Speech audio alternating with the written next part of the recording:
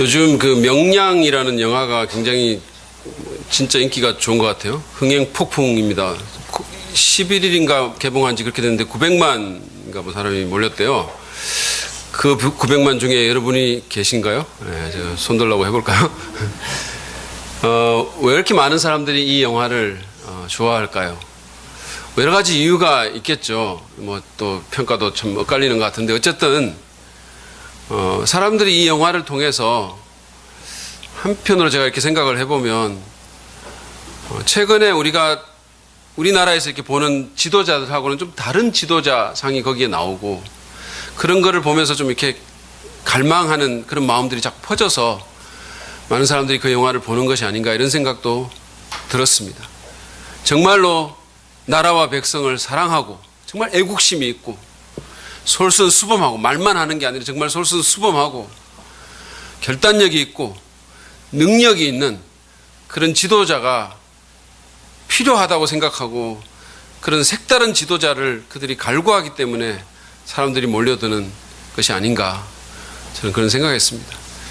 근데 아마도 사람들은 지도자에 대해서도 그렇겠지만 교회에 대해서도 그런 생각을 하는 것이 아닐까 그런 생각도 들었습니다. 오늘날 수많은 교회들이 있는데 예수님 안 믿는 분들도 좀 이런 보고 듣고 하는 이런 교회들과는 달리 뭔가 좀 색다른 교회가 있었으면 좋겠다. 좀 긍정적인 측면에서 좀 다른 교회가 있었으면 좋겠다. 아마 그런 생각을 하는 분들이 많지 않을까 그런 생각이 듭니다. 사실은 우리 성도들의 입장에서도 정말 그런 교회가 하나쯤은 있으면 좋지 않을까 그런 생각을 많은 분들이 하리라고 저는 생각합니다.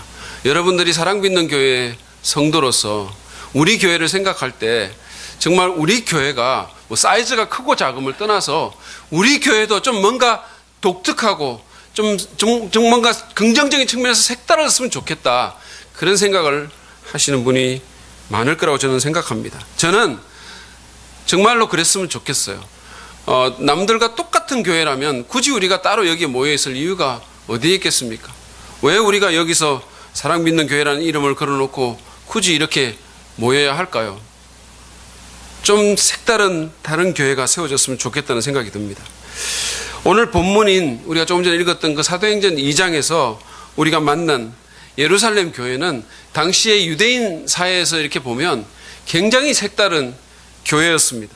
메시지도 색달랐고 전하는 방법도 색달랐고 예배도 교제도 사역도 완전히 색달랐습니다. 정말 획기적이었고 혁명적이었습니다. 그래서 오늘 저희가 지난주와 같은 본문인 사도행전 2장 42절부터 47절 말씀을 보면서 색다른 교회를 꿈꾼다라는 제목으로 말씀을 좀 나누려고 합니다. 사실 오늘 말씀은 지난주 속편과 같아요. 지난주에 꿈의 교회를 꿈꾼다라는 말씀을 한 거를 기억하시나요? 네, 감사합니다. 그런 분들에게 하나님이 축복하시길 바랍니다. 그러니까 이게 속편이에요. 두사부일체의 속편이 투사부일체인 것 같이. 그래서 정말 색다른 교회를 꿈꾼다. 우리가 지난주에 본 것처럼 이 예루살렘 교회에는 삶을 변화시키는 그런 가르침, 그냥 이론이 아니라 삶을 변화시키는 가르침이 있었고 피상적인 수준을 넘어서 깊고 진실된 교제가 있었다는 사실을 봤습니다.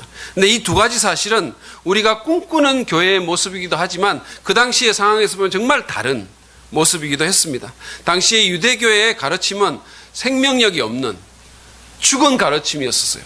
그냥 성경의 이론만 주입시키는 정말 그런 가르침이었습니다. 삶을 변화시키지 않는 그런 가르침이었어요. 그리고 그뿐만 아니라 그들의 교제는 차별과 정죄와 종교적인 위선으로 멍들어 있었습니다. 사실은 그때만이 아닙니다. 삶을 변화시키는 가르침과 깊고 진실된 교제는 지금의 교회 상황에서도 상당히 색다르다고 아니할 수 없습니다. 안타깝게도 많은 교회들이 삶과 동떨어진 가르침과 피상적인 그냥 인사만 하는 그런 수준의 교제에 머물러 있습니다. 아니면 가면 쓰고 그냥 위선적으로 사람들을 대하는 그런 수준에서 쓸쓸하게 교회 생활을 합니다. 우리 교회는 정말 그런 교회와는 다른 색다른 모습을 보이는 교회가 됐으면 좋겠다는 생각을 합니다. 그런 교회가 되도록 노력하고 우리가 꿈꿨으면 좋겠습니다. 그리고 그것과 함께 또 다른 측면에서의 색다른 교회의 모습을 오늘 우리가 보려고 하는데, 우리가 정말 어떤 면에서 정말 달라야 할지, 우리가 꿈꾸는 교회는 어떻게 하면 색다른 교회가 될지를 오늘 말씀을 통해서 좀 생각해 보려고 합니다. 첫 번째로 색다른 교회는 세상과 다른 삶의 방식을 보여준다라는 것을 우리가 본문에서 봅니다. 예루살렘 교회를 우리가 한마디로 평가한다면 그 교회는 정말로 다른 교회였었어요. 세상과 다른 공동체였습니다. 성령의 거침없는 역사가 있었고, 우리가 본 것처럼 이로 인해서 성도들이 자신의 재산을 그냥 서로 나누는 정말 급진적인 제자도의 모습을 보여주고 있었습니다. 여러분, 우리가 솔직히 한번 생각해 봅시다. 우리가 갖고 있는 재산, 그것보다 더 소중하다고 생각하는 게 잘 어디 있습니까? 모두가 자기 재산 소중하게 생각해요. 여러분, 자기 지갑 지금 이렇게 꺼내가지고 다른 옆 사람한테 줄 수 있겠어요? 만약에 그러면 여러분 난리 날 겁니다. 근데 지금 이런 일이 여기서 일어난 거예요. 이기주의와 물질주의의 벽을 깨고 다른 사람들을 돌아봤고, 모임 가운데서는 기쁨과 경건한 두려움이 가득했습니다. 43절부터 46절을 보시죠. 모든 사람에게 두려운 마음이 생겼다. 그냥 예배를 드리는데 정말로 하나님이 있는 것처럼 드렸다는 거예요. 그냥 장난하듯이 드린 게 아니라 정말로 하나님이 있는 것처럼 경건한 두려움, 경외감에 사로잡혔다는 겁니다. 그뿐만 아니라 사도들을 통하여 놀라운 일과 표징이 많이 일어났던 것이다. 믿는 사람들은 모두 함께 지내며 모든 것을 공동으로 소유하였다. 그들은 재산과 소유물을 팔아서 모든 사람에게 필요한 대로 나누어졌다. 자발적인 공산주의가 일어난 겁니다. 그리고 날마다 한 마음으로 성전에 열심히 모이고 집집이 돌아가면서 자기 집을 오픈해서 빵을 떼며 순전한 마음으로 기쁘게 음식을 먹고, 누가 그 당시에 어떤 그룹이 이런 식의 삶을 살 수 있었겠습니까? 어디서 이런 모습을 볼 수 있었겠어요? 그들은 정말 달랐습니다. 물질에 매이지 않았고 욕심에 사로잡히지 않았고 정말 관대했어요. 가난과 핍박 가운데서도 기뻐했습니다. 개인의 의지와 능력을 뛰어넘는 성령의 역사가 거기에 있었어요. 그냥 자기 힘 갖고 억지로 그냥 맨날 쓰러지면서 신앙생활 한 게 아니고 성령의 역사를 그들이 경험했다는 거예요. 여러분, 교회는 세상과 달라야 됩니다. 같으면 어떻게 영향을 주겠어요? 제 말을 오해하지 마십시오. 어떤 교회나 성도들은 이 다르다는 말을 굉장히 좀 피상적으로 이해를 합니다. 이를테면 외형적인 다름 또는 교회 하부 문화의 다름, 이런 식으로 이해를 하는 거예요. 자기네는 다르다고 하는데 가보면 다르긴 달라요. 뭐가 다르냐? 남자들은 전부 군인 장교처럼 머리 싹 깎아 올리고 아무리 더워도 전부 양복 입고 정장하고 어린애까지 넥타이 매게 하는 그런 다름이 거기 있는 거예요. 여자들은 무슨 민속촌에 있는 사람들처럼 긴 치마 입고 다닙니다. 그게 다른 건가요? 얼마 전에 제가 설교하러 갔던 한 장로교회인데 굉장히 좀 큰 교회예요. 근데 그 교회는 예배당 메인 복도를 중심으로 양쪽으로 갈라져서 남자와 여자가 따로 앉고 있었어요. 놀랍지 않으세요? 남녀 7세 부동석의 교리를 지금까지도 철저하게 지키고 있습니다. 이게 다른 겁니까? 어떤 교회는 자기네는 다르다고 하는데 가보면 전자악기 안 쓰고 드럼 안 쓴다고, 자기는 여전히 피아노와 오르겐 쓴다고 다르다고 말합니다. 어떤 교회는 쓰는 용어나 인사하는 방식이 다른 것을 다름의 내용으로 생각하는 거예요. 전화 받을 때 여보세요 안 그러고 할렐루야 그러면서 전화 받고, 서로 만나서 인사할 때 손가락 내면서 샬롬 이러면서 인사하는 거예요. 여러분, 이거는 다른 게 아니라 이상한 거예요. 예전에 제가 신학생일 때 제 컴퓨터를 수리해 주러 한 전도사님이 왔는데, 여러분도 아마 그런 습관 갖고 있는 분 있을 거예요. 이분이 뭐 하여튼 수리하다가 뭐 안 될 때마다 오 주여 그러는 거예요. 오 주여. 잘 될 때 그런 게 아니고 안 될 때마다 뭐가 수리가 막히면 오 주여. 이 자식이 왜 이렇게 만들어놨지? 오 주여. 이런 식으로 말하는 거예요. A씨를 오 주여로 말하는 게 다른 겁니까? 예루살렘 교회는 그런 면에서 다른 것은 하나도 없었어요. 복장이나 말투나 하부 문화는 다른 유대인들과 똑같았습니다. 그들이 달랐던 것은 정신이었고 태도였고 가치관이었었어요. 삶의 방식이었었어요. 이기적인 세상에서 남을 생각했고 물질에 대한 욕심에서 자유로웠고 어려운 상황이지만 오히려 기뻐했고 하나님을 귀히 여기지 않는 그런 문화에서 하나님을 진실로 귀하게 여겼어요. 실질적인 무신론자들이 많았던 세상에서 그들은 정말 하나님이 있는 것처럼 살았어요. 그런 것이 달랐습니다. 성경은 우리에게 그런 다름, 좀 더 깊고 본질적인 차원에서의 다름을 요구합니다. 예수님을 믿지 않는 사람들이 교회에게서 또 예수님을 믿는 사람에게서 그런 모습을 볼 때, 그런 다름을 볼 때 그 마음이 열리고 끌리게 되는 거예요. 미국 시카고에 가면 윌로우 크릭 커뮤니티 교회라는 교회가 있습니다. 상당히 큰 교회죠. 굉장히 크고 현대적인 교회예요. 근데 겉모습을 보면 정말로 세상과 다를 바가 없어요. 저는 그 교회에서 십자가를 거의 본 적이 없어요. 우리 교회는 지금 작아도 십자가가 지금 7개인가 8개가 있는데 그 교회는 십자가를 볼 수가 없어요. 그렇게 큰데도. 사람들의 복장도 너무 편해요. 정말로 덜 종교적인 교회입니다. 근데 그 교회는 뭐 여러 가지 다른 게 있지만 그 중에서 하나는 관대한 나눔을 정말 실천하는 교회예요. 한 예로 그 교회 성도들 가운데 자동차 정비 기사들이 있는 거예요. 근데 이분들이 이런 분들입니다. 그 윌로우 크릭 커뮤니티 교회의 정비 기사들이에요. 근데 이분들이 자발적으로 일주일에 2번씩 저녁에 시간을 내 가지고 교회에 와서 그 교회에 속한 싱글 맘들이라든지 어려운 사람들의 차를 자기들이 그냥 고쳐주는 거예요. 밤 시간을 활용해 가지고. 교회가 시킨 게 아니에요. 자기들이 그냥 하는 거예요. 그래서 나중에 교회가 그걸 알고 지원을 해줬어요. 나중에 시설도 지어주고. 그 열심히 한 겁니다. 어떤 사람들은 시카고 다운타운에 가가지고 빈민들의 집을 그냥 지어주기도 했어요. 한 크리스마스 때 일어난 일인데 성도들이 크리스마스 때 선물 받지 못하는 가난한 이웃들, 미국에는 크리스마스 때 선물하고 이게 좀 문화잖아요. 그런데 아이들이 선물도 못 받는 그 가난한 이웃들을 위해 가지고 성도들이 그들을 위해서 새 옷을 선물로 사갖고 와가지고 교회 계단에 다 걸어놓은 거예요. 저기 보세요.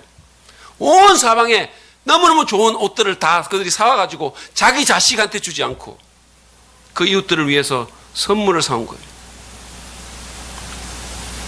어떤 성도들은 차를 바꿀 때 옛날 차를 팔지 않고 차가 절실히 필요한 다른 성도에게 기부하기도 합니다. 이런 다름이 교회를 좋은 면에서 색다르게 만드는 겁니다. 이것은 성도 개개인의 삶에도 마찬가지라고 저는 생각해요. 제가 지난주에 세월호 희생자 중에 한 사람인 단원고 2학년 학생 양온유 양과 그 가족에 대한 얘기를 읽고 굉장히 감동을 받았어요.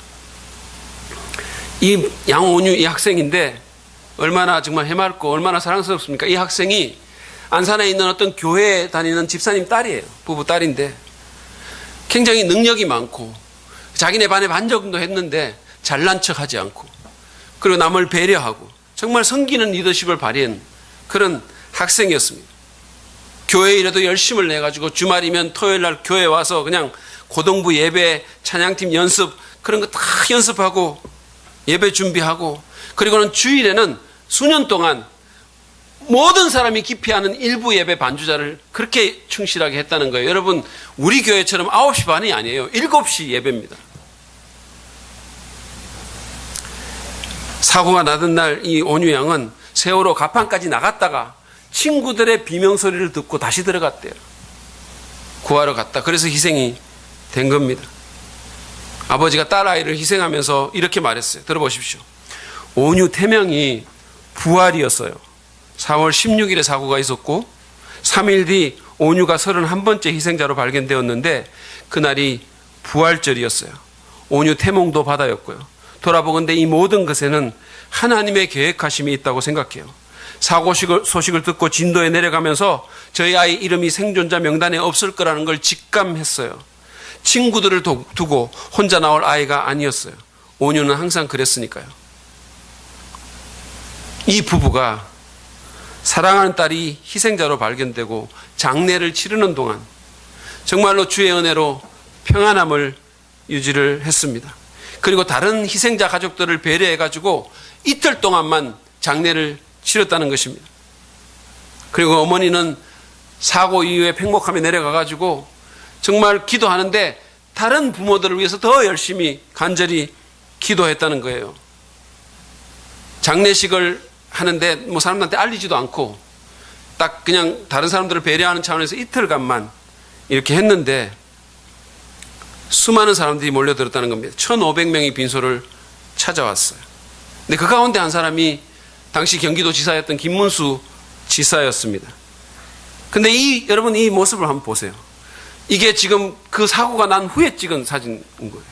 그런데 이 부부의 평안하고 담대한 모습에 놀라가지고 기독교 신앙이 뭔지 좀 알고 싶어가지고 교회를 찾아갔다는 겁니다. 사랑하는 딸을 잃은 사람들이 무엇 때문에 이런 평안을 유지할 수 있을까 너무 궁금한 거예요. 그래서 그 교회 담임 목사님을 만나가지고 기도를 받고 갔다고 합니다. 자기 부모는 이것을 두고 온유가 세상을 떠나는 길에도 복음을 전한 것이라고 이렇게 말을 했어요. 그들은 천국의 소망이 있었기 때문에 슬프지만 절망하지 않았고 하나님의 주시는 위로가 있었기 때문에 그 어려운 상황에서도 따뜻함과 평안과 용기를 잃지 않을 수 있었던 것입니다. 여러분, 교회는 그리고 그리스도인은 이렇게 달라야 됩니다. 태도와 가치관과 세계관과 성품이 달라야 됩니다.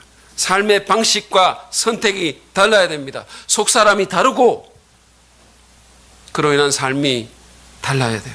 그런 다름이 있을 때 교회는 교회답게 됩니다. 그리고 사람들은 교회가 하는 말을 들으려고 할 거예요. 똑같은데 왜 듣습니까? 교회는 나간다고 하는데 회사에서 보니까 나보다 더 악한 것 같고 성질 더 더러운 것 같으면 그 말을 왜 듣겠어요? 그 교회를 왜 나가려고 합니까? 똑같이 손해 안 보려고 하고 똑같이 돈 좋아하는데 왜 그 교회를 나가려고 하겠어요? 생각해 보십시오. 그런 다름이 있을 때 사람들은 교회의 희망을 걸 것입니다. 그런 다름이 있을 때 사람들이 주님께 끌리게 될 것입니다. 여러분, 그런 색다른 교회를 꿈꿉시다. 그게 덜 종교적인, 더 예수 닮은 교회의 참된 특징입니다. 너무 아름답게 달라서 세상을 감동시키는 교회, 그런 교회가 되고 그런 성도가 되기를 꿈꾸시기를 바랍니다. 오늘 본문을 통해서 우리가 또 보는 색다른 교회의 모습은 비그리스도인들이 하나님께 가까이 가도록 도와주는 교회라는 겁니다. 세상과 다른 모습을 보여줄 뿐만 아니라 예수님 믿지 않는 사람들이 하나님께 가까이 가는 것을 도와주는, 거기에 열정을 갖고 그들이 가까이 가도록 도와주고 예수님 믿도록 해주는 그런 교회라는 거예요. 예루살렘 교회는 사람들을 하나님께 이끌어서 구원받게 만드는, 예수님 믿게 만드는 그런 교회였습니다. 이 교회의 전도사에게 얼마나 효과적이었는지 누가는 오늘 본문에서 사람들이 날마다 구원을 받았다 그렇게 얘기했어요. 날마다 복음을 믿고 구원을 받았어요. 47절 말씀을 한번 다시 보시죠. 하나님을 찬양하였다. 그래서 그들은 모든 사람에게서 호감을 샀다. 주님께서는 구원받는 사람을 날마다 더하여 주셨다. 여러분 생각해 보십시오. 우리가 모일 때마다 사람들이 구원받는다면, 예수 믿지 않는 사람들이 구원받고 구원의 확신을 갖고 기뻐하고 내가 예수님 믿게 됐습니다, 가치관이 세계관이 변했습니다 라고 말한다면 얼마나 기쁘겠어요? 얼마나 신나겠습니까? 제가 우리 교회를 목회하면서 제 생각에 한 2번 정도 그랬던 것 같은데 10주 연속해서 계속해서 12주인가 3주인가 하여튼 계속해서 새로운 사람들이 오신 거예요. 계속해서. 제가 그때 얼마나 격려를 받았는지 모릅니다. 교회가 어려운 상황이 접어들면 하나님께서 계속해서 새로운 분들을 보내주셨어요. 정말로 감사했습니다. 근데 이 교회에서는 매일 누군가가 구원받는 역사가 있었던 겁니다.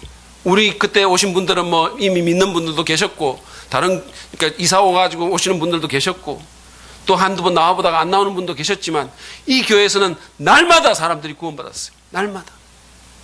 어떻게 이런 일이 가능했을까요? 47절을 잘 보면 사람들이 구원받는다는 묘사 앞에 그들은 모든 사람에게 호감을 샀다라는 표현이 있어요. 저는 이것이 열쇠라고 생각합니다. 당시에 예수님을 믿지 않는 사람들은 이 예루살렘 교회를 좋아했어요. 그 성도들을 좋아했습니다. 그래서 그 성도에게, 그 교회에게 끌린 거예요. 그리고는 결국은 그들이 믿고 있는 그 예수님을 자기들도 믿게 된 것입니다. 제가 누누이 말씀드렸듯이 교회는 동아리 모임이 아닙니다. 우리끼리 그냥 재밌자고 모이는 모임이 아니라는 거예요. 교회는 사명 공동체입니다. 여기 모여가지고 교회 놀이 하는 거 아니라는 거예요. 교회는 예수 안 믿는 사람들이 예수님 믿고 구원받아서 그들의 영원한 운명이 바뀔 수 있도록 도와줘야 되는 겁니다. 그것이 교회의 가장 주된 사명입니다. 근데 안타깝게도 교회는 이 일을 마땅히 해야 하는 것만큼 잘 하지 못하는 겁니다. 많은 교회들은 오히려 사람들이 예수님께 나오는 것을 방해하는 그런 경향이 있어요. 사람들이 교회 때문에 예수님 못 믿는 거예요. 물론 대부분의 경우에 의도는 그렇지 않을 거예요. 근데 의도와는 달리 그런 일이 일어나는 겁니다. 왜 그럴까요? 그것은 제가 아까도 말한 것처럼 첫 번째 제가 본 것처럼 우리의 삶이, 우리의 태도가, 우리의 가치관이 안 믿는 사람하고 별로 다를 것이 없으니까 때로는 더 지독하니까 그런 일이 일어나는 거예요. 그래서 그런 사람 보고 그런 교회 보면 못 믿겠다라고 얘기하는 거예요. 제가 오늘 아침에 새벽인가 하여튼 글을 하나 읽었는데 거기 이런 게 있었어요. 어떤 사람이 예수 안 믿는 분인데 자기는 예수 믿는다고 말하는 크리스찬들 보면 경계심이 팍 든다는 거예요. 마치 전과자 만나듯이. 이런 일이 벌어지고 있는 거예요. 너무너무 가슴이 아팠어요. 또 하나는 그런 이유가 있는가 하면 또 하나는 교회가 구호와는 달리 비신자들의 마음을 헤아리지 못하고 그들에게 실질적으로 관심을 기울이지 않는다는 것입니다. 그들을 배려하지도 않고 그들을 위해서 돈 쓰는 걸 아까워하고 그렇게 하는 거예요. 그냥 교회 운영하는 데만 정신이 다 팔려가지고 예배와 설교와 예상과 프로그램은 대부분의 경우에 믿는 사람들만을 위해서 디자인되어 있습니다. 말하자면 members only church가 되는 거예요. 교회가 되는 거예요. 그래서 교회를 다닌 경험이 별로 없는 비그리스도인들은 교회에서 불편함과 소외감을 느끼는 거예요. 우리가 말로는 VIP라고 말하는데 실제로는 별로 VIP처럼 안 대하는 거예요. 그리고 그들의 마음을 헤아려 주지 못하는 겁니다. 제가 언젠가 한 교회에 이렇게 참석을 했는데 처음 간 거예요. 갔는데 다 일어나서 사회자가 일어나서 찬송하자 그러더라고요. 그래서 다 사람들이 일어나서 찬송하는 거예요.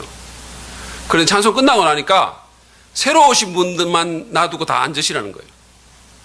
그래서 저는 새로 갔기 때문에 사실은 뭐 묻혀가지고 앉을 수도 있었는데 제가 이렇게 굉장히 좀 이렇게 얼굴이 두껍지도 않고 마음이 온유하잖아요. 그러니까 제가 서 있었어요. 그대로.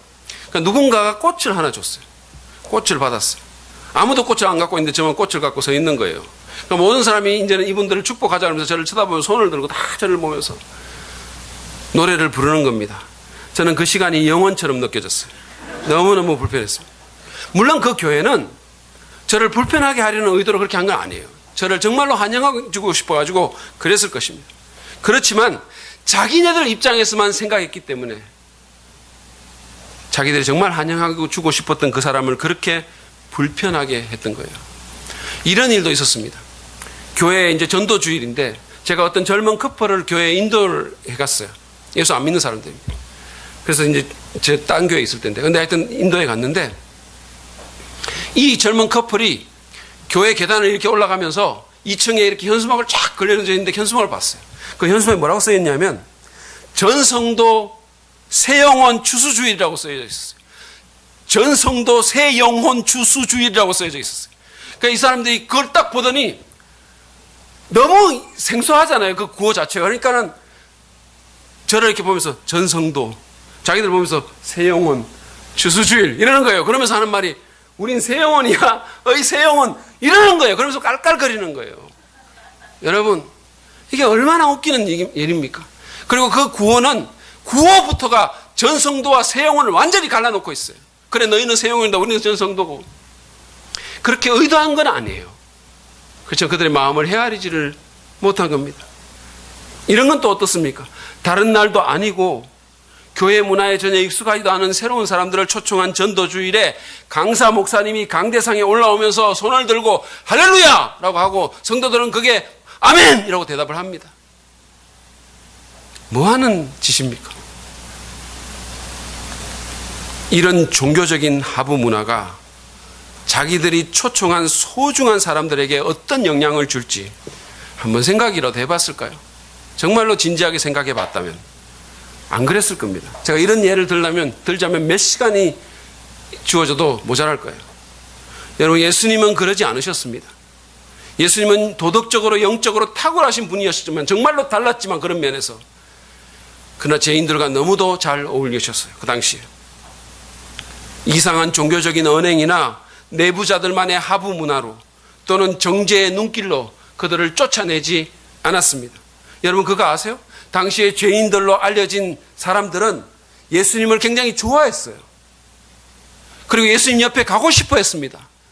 예수님 보면서 아유, 저 사람 자기만 거룩 같이 가는 사람이야, 이렇게 생각하지 않았어요. 우리는 사실은 거룩하지도 않은데 사람들이 우리 보고 저건 자기들은 거룩하다고 한다고 안 하려고 하잖아요. 예수님은 진짜 거룩했는데 사람들은 죄인들이 좋아했어요. 어울리고 싶어 했어요. 예수님 옆에 가고 싶어 했어요. 근데 소위 오늘날의 죄인들은 예수님을 믿고 따른다고 하는 교회 또 그 성도를 좋아하지 않습니다. 아주 불편해하는 거예요. 목사를 제일 불편해합니다. 그 중에서 누가 말한 것처럼 비신자들을 대하는 태도에 있어서 우리는 예수님보다는 바리새인을 훨씬 더 닮았어요.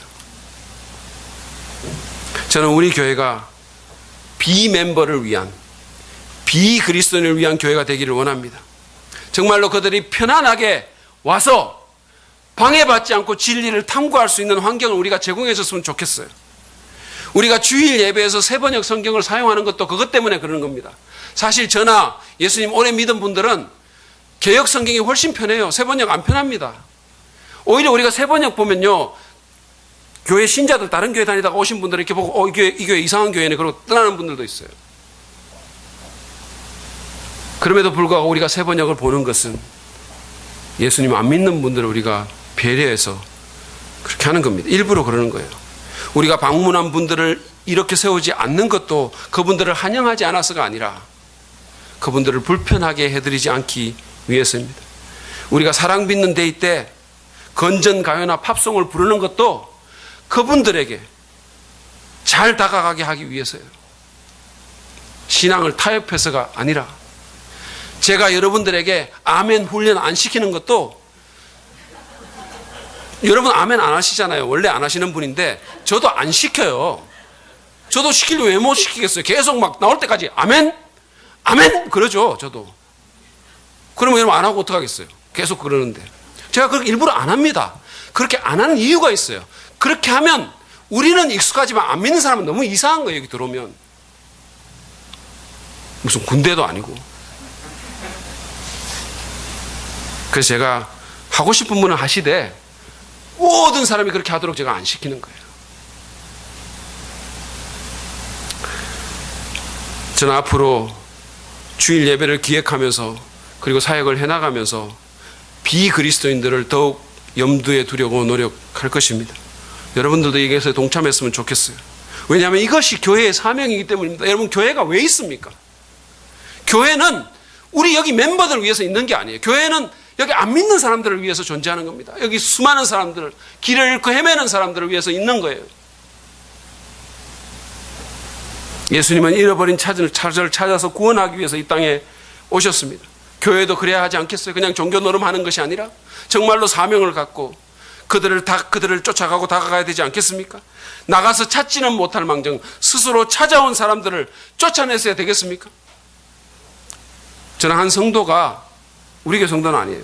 다른 교회 다니는 성도인데 그 성도가 자기 지인 중에 어떤 사람이 갑자기 믿음에 관심이 생겨가지고 교회를 찾는데 자기가 다니는 교회를 소개 안 해주고 다른 교회 가보라고 했다는 거예요. 왜 그러냐 그랬더니 우리 교회는 예배가 너무 어려워요. 이렇게 얘기하더라고요. 어렵다는 게 무슨 말인지 아세요? 지루하다는 말입니다. 한마디로 말하면. 말이 좋아서 어려운 거지. 그나마 어렵게 신앙에 관심을 가졌는데 그 사람 데리고 오면 그 관심마저도 없어질까 봐 겁이 나서 다른 데 보낸 거예요. 저는 우리 교회가 이런 교회가 될까 봐 너무 두려워요. 솔직히. members only 될까 봐 너무 두렵습니다. 우리는 비그리스도인이 하나님께 가까이 가는 것을 방해하는 것이 아니라 오히려 우리의 삶으로, 우리의 배려로, 우리의 열정으로 그들이 예수님께 가까이 다가가고 그분을 믿도록 도와주는 그런 교회가 돼야 됩니다. 그런 성도들이 돼야 돼요. 그러려면 어떻게 해야 될까요? 자, 몇 가지 여기에 대해서 적용점을 드리겠습니다. 첫째는 비그리스도인의 소중함을 인식합시다. 우리 모두가. 여러분, 하나님의 관점에서 그분들보다 더 소중한 사람은 없어요. 담배 피우고 술 먹고 욕하고 하는 그 비그리스도인들, 그분보다 더 소중한 존재는 없다고요. 하나님께. 예수님은 잃어버린 양의 비유에서 99마리의 양을 그냥 놔두고 99마리의 양을 그냥, 그건 우리 믿는 사람들이에요. 그리고는 한 마리의 잃어버린 양을 찾기 위해서 온 들판을 헤맨 목자의 얘기를 해줍니다. 그것이 하나님의 마음이에요. 그러므로 우리도 그래야 됩니다. 우리도 그들을 소중히 여기고 그들을 찾는 사역에 동참해야 되는 것입니다. 그 말은 교회가 이미 잘 있는 99마리의 양보다는 잃어버려진 한 마리의 양에게 더 신경을 써야 한다는 거예요. 그들에게 돈과 시간과 열정을 쓸 준비를 해야 되는 거예요. 투자해야 되는 거예요, 교회가. 우리 입장만 생각할 것이 아니고. 두 번째입니다. 그것이 우리 두 번째 포인트예요. 두 번째 적용입니다. 그것은 내부자의 입장에서가 아니라 외부자의 입장에서 생각하라는 것입니다. 비신자가 주님께 나가는 것을 돕기 위해서는 내부자의 입장에서가 아니라 외부인의 입장에서 생각해야 됩니다. 특별히 교회의 직분자들이나 봉사자들은 더 그렇습니다. 우리가 어딘가에 오래 있다 보면요, 모든 게 너무 익숙해져 가지고 마땅히 보여야 될 게 안 보이는 거예요. 객관적인 시각을 잃어버리는 거예요. 치피스라는 사람의 표현을 빌리면 지식의 저주에 우리가 빠지게 되는 겁니다. 제가 7년 전에 우리 교회에 처음 왔을 때 와보니까 교회에 표지판이 하나도 없는 거예요. 어떤 문이든, 어디가 담임 목사실인지, 어디가 예배하는 데인지, 어디가 유아실인지, 어디가 회의실인지, 화장실 어디로 가야 될지 아무것도 없는 거예요. 너무 이상했었어요. 그런데 기존의 신자들은 그게 없다는 사실조차도 느끼지 못하는 것 같았어요. 왜? 너무 잘하니까. 그런 게 안 보이는 거예요. 저도 이제 7년이 됐으니까 지식의 저주에 빠져가지고 아마도 못 보는 것이 많을 것 같아요. 외부인의 생각과 그들의 시각을 회복합시다. 말 한마디조차도 좀 생각하면서 합시다.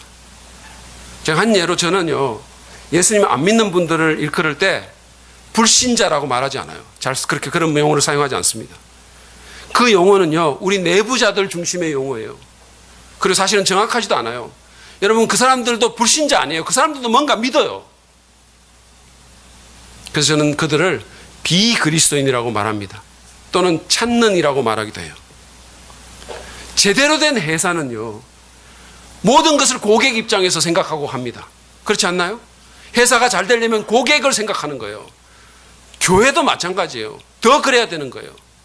근데 오늘 많은 교회가 너무 내부자 중심이에요.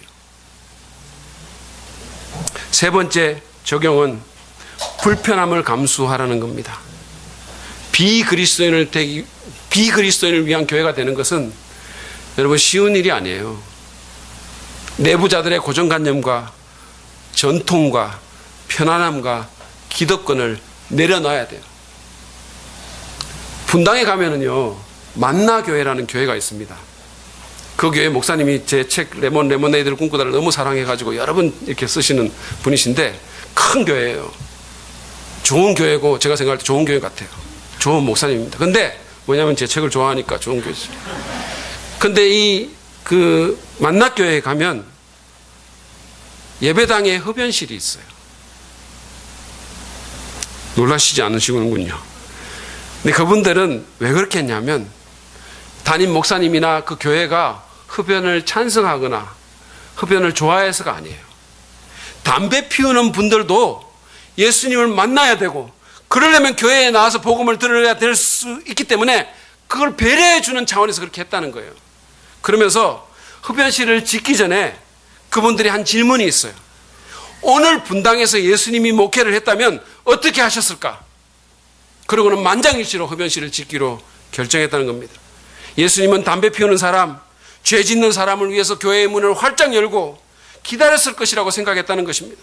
그 사람들이 믿고 담배 끊고 다시 죄 짓지 않기로 결단할 때까지 무던히 참으셨을 거라고 생각했다는 거예요. 그런 예수님의 마음을 담아서 흡연실을 지었다는 거예요. 물론 내부자들이 보면 굉장히 불편하죠. 어떤 분들은 굉장히 기분 나쁘게 생각하는 분들도 있어요. 최근에 몇몇 교회를 보면요, 목사님이 캐주얼 차림으로 나와가지고 설교하는 교회들이 있어요. 한국에는 그렇게 많지는 않은데 미국에는 굉장히 많아졌어요. 청바지 입고 그냥 티셔츠 입고 나서 설교합니다. 교회 오래 다닌 사람들 입장에서 보면 굉장히 불편하죠. 심지어는 불쾌하죠. 담임 목사님 설교자의 입장에서도 양복 벗고 청바지 입고 설교한다는 말은 권위를 내려놔야 된다는 말이기 때문에 어떤 면에서는 굉장히 불편할 수 있어요. 그러나 외부인들이 목사님을 더 편안하게 생각하고 말씀을 더 잘 받을 수 있도록 그런 복장을 하는 거예요. 그러므로 여러분, 불편함을 감수합시다. 마지막으로 대가를 지불할 각오를 합시다. 대가를 지불할 각오를 해야 합니다. 어떤 중요한 일도 그냥 되는 일은 없어요. 비그리스도인들을 이끌어서 그들의 영원한 운명을, 그들의 세계관을 변화시키고 가치관을 변화시키고 그들의 가정을 회복시키고 그들의 영원한 운명을 변화시키는 이 위대한 일도 마찬가지예요. 그런 일을 하고 그런 교회를 세우려면 우리는 더 치열하게, 더 창의적으로 생각해야 되고 더 많은 돈을 써야 되고 더 탁월하게 준비하고 사역해야 됩니다. 더 모험해야 되고 더 용기를 내야 되고 더 큰 믿음을 행사해야 돼요. 그리고 더 기존의 신자들이 더 많이 희생해야 돼요. 여러분, 손님 많이 오는 집을 한번 생각해 보세요. 집에 손님이 많이 오면 그 손님 많이 오는 집의 주인은 희생할 수밖에 없는 거예요. 손님을 막기 위해서. 그렇죠? 우리끼리 있을 때는 에어컨 안 틀지만 손님 오면 에어컨 틀잖아요. 손님 때문에. 우리끼리 그냥 참지만. 그렇지 않나요? 그러니까 외부인들을 맞을 준비를 하는 교회들은 더 많이 신경 쓰고 더 많이 희생해야 되는 거예요. 기존 신자들이 더 많이 드려야 되는 겁니다. 미국의 세들백 교회라는 교회가 있어요. 거기 가면 굉장히 큰 교회입니다. 근데 거기 보면 이제 그 예배당 주차 공간이 이렇게 있는데 교회에서 가장 가까운 주차 공간은 다 방문자용이에요. 담임 목사님 주차 공간도 그 뒤에 있어요. 예배당이 크기 때문에, 그리고 미국은 주차장이 땅이 넓어서 주차장이 굉장히 넓거든요. 그러니까 기존 신자들은 이 새로운 사람들을 위해서 상당히 먼데 차를 세워놓고 걸어와야 되는 거예요. 이것이 그런 교회를 세우기 위해서 지불해야 되는 한 작은 예입니다. 한마디로 비그리스도인을 위한 교회가 되는 일은 불편하고 힘이 드는 일입니다. 그러나 그것은 그럴 만한 가치가 있는 일입니다. 왜냐하면 누군가의 삶을 영원히 바꾸고 그로 인해서 우리의 삶도 영원히 바꿔지기 때문입니다. 우리가 영원에 걸쳐서 그 보상을 받을 것이기 때문이에요. 제가 이제 설교를 마무리하면서 미국의 한 교회 이야기를 여러분과 나누려고 합니다. 그 교회는 미국 아틀란타 근교에 있는 노스포인트 교회라는 교회입니다. 얼마 전에 그 교회 얘기가 책으로 나왔어요. 노스포인트 교회 얘기라는 책이 나와가지고 제가 우리 교역자들한테 이 책을 다 하나씩 주면서 다 읽으라고 했어요. 지금 휴가 기간인데 열심히들 읽고 있습니다. 요약하고 토론을 준비해야 돼요. 우리가 이제 또 토론할 겁니다. 이것보다 더 휴가를 잘 보내는 방법이 어디 있겠어요. 어쨌든 이 교회의 설립자인 앤디 스탠리 목사님은 미국 남침례교회에 정말 거물 목사가 있어요. 그리고 아틀란타 제일침례교회라는 교회의 담임 목사인 찰스 스탠리 목사님의 아들입니다. 근데 이분이 제가 나왔던 달라스 신학교를 졸업해가지고 아버지 교회의 부목사로 이렇게 섬겼는데, 사실은 그 후임이 되든지 그 전설적인 교회의 후임 목사가 되든지 아니면 정말 더 큰 교회에서 후임자로 초빙을 받을 수도 있었는데, 얼마든지 편안한 길을 갈 수 있었는데 꿈을 찾아서 완전히 새로운 교회를 세우는 꿈을 쫓아서 안전지대를 떠났습니다. 지금으로부터 20년 전에 그는 뜻을 같이 하는 몇 명의 동역자들과 함께 모여가지고 그런 꿈을 꾸기 시작했어요. 아틀란타에 또 하나의 새로운 교회가 왜 필요하겠냐? 수많은 교회들이 있는데. 그래서 그가 색다른 교회를 개척했어요. 노스포인트 교회라는 비그리스도인들을 위한 교회를 개척했습니다. 될 것 같지 않았던 그 꿈은 이루어졌고, 이제 그 교회는 예루살렘 교회 같은 정말로 독특하고 생동감 넘치는 교회가 됐습니다. 이것이 오늘날 그 교회 예배하는 모습이에요. 그 교회는 삶을 변화시키는 그런 실제적인 가르침과 피상적인 수준을 넘어서 진술되게 교제하는 수많은 소그룹 공동체가 있어요. 그리고 그 모습은 비슷할지 모르지만 진짜 비슷하거든요. 정말 비슷해요. 이 교회 예배당도 예배당 같지도 않아요. 그리고 사람들 복장도 보면 정말 예수 안 믿는 사람하고 별로 차이가 없어요. 그 모습은 정말 비슷할지 모르지만 실제로는 세상과는 완전히 다른 삶의 모습을 보여주는 겁니다. 정말로 도덕적이에요. 정말로 가정들이 건전해요. 정말로 아이들이 잘 크는 거예요.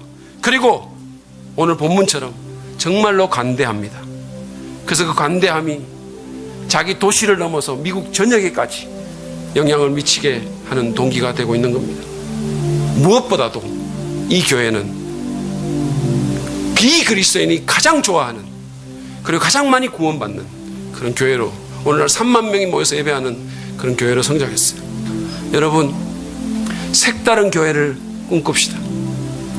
또 하나의 교회가 아니라, 여기 3번에 수많은 교회가 있는데 또 하나의 교회가 아니라 정말 이 3번 지역에 꼭 필요한, 아니 한국에 정말로 필요한 그런 교회를 꿈꿉시다. 교회를 가고 싶은데 갈 교회가 없는 사람들이 올 수 있는 그런 교회가 됩시다. 방황하는 사람들이, 진리를 찾는 사람들이 우리의 삶과 배려와 인격과 열정 때문에 매력을 느낄 수 있는, 그리고 정말로 눈총 받지 않고 정죄의 눈길을 받지 않고 너희는 다르다는 눈길을 받지 않고 정말로 사랑을 느끼는 가운데 편하게 진리를 추구할 수 있는 그런 교회를 세웁시다. 종교적인 사람들은 오히려 좀 더 불편하더라도, 그런 사람이 오면 오히려 더 불편하더라도 비그리스도인은 오히려 좋아하는, 그야말로 덜 종교적이고 더 예수 닮은 그런 교회를 세웁시다. 그런 일에 우리를 드립시다. 저는 그것이 우리 모두의 소망이라고 생각해요. 이것을 우리의 꿈으로 안고 우리의 비전으로 삼고 함께 그런 교회를 세웁시다.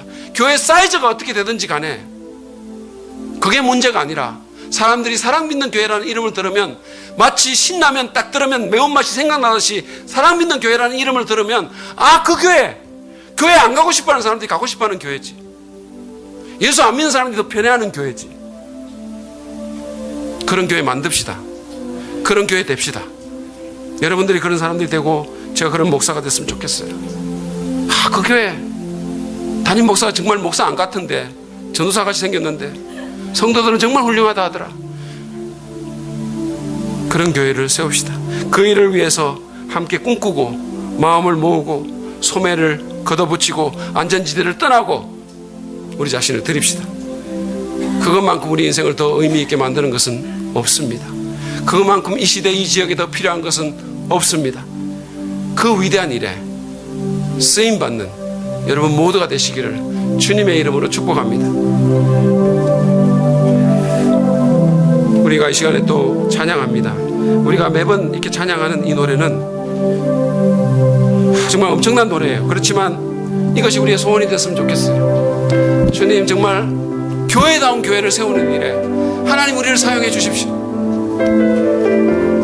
색다른 교회, 거룩한 교회, 정말로 불신자들이, 예수 안 믿는 분들이 오고 싶어하는 그런 교회, 주님 그 교회를 세우는데 우리를 사용해 주옵소서. 그것이 우리의 소원입니다. 우리 함께 찬양하며 나아갑니다.